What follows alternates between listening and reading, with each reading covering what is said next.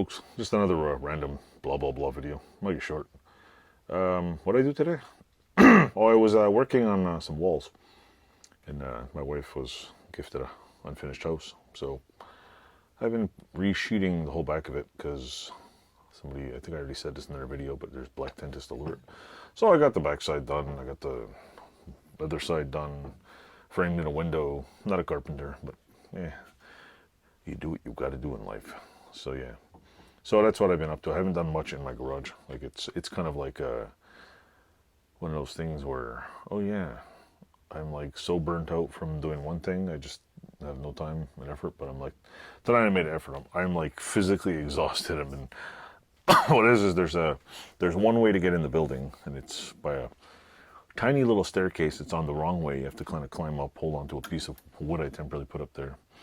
So it's like, go around the building, go up the scaffolding, take all the nails out, come back, measure the piece of wood, bring it around, go back around the building, take the wood out of the building, put on the porch, shut off the porch, walk all around back off the porch, pick up the thing, go around the corner, go on the other side of the building, and then realize, oh, I missed a nail. Got to get up off the scaffolding, go down the scaffolding, walk around the corner, go all the way around, go back on the porch, go inside, get on the ladder, and go from inside the building, because you can see right through it.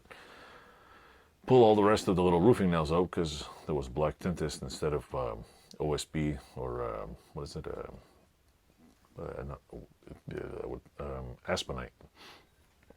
Aspenite OSB or chipboard, if you're from over the pond. There was none, so I had to basically cover it. I must have did that like 60, 75 times. And then after I was done sealing it up, I also had to put some nailer plates in and take some boards out. And then I was trying to cut some used boards, but when I cut up all the used boards, I just sliced off all the nails. So I went to cut it with a saw.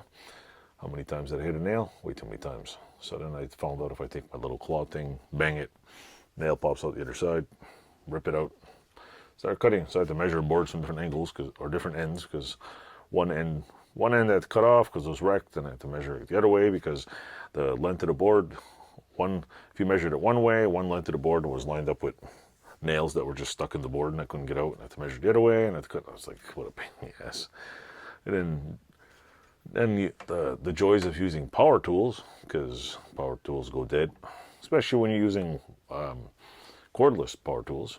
We live in a day and age of cordless power tools. So I learned that my little hangy light, I don't know, it doesn't seem to work with a lithium ion battery adapter. It was an old NiCad.